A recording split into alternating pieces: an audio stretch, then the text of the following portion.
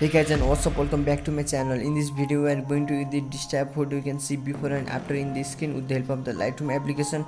And guys, I have given my preset link is in description. And remember, if you directly go and download preset, you will not able to create this blue tone effect. So I request you to watch full video.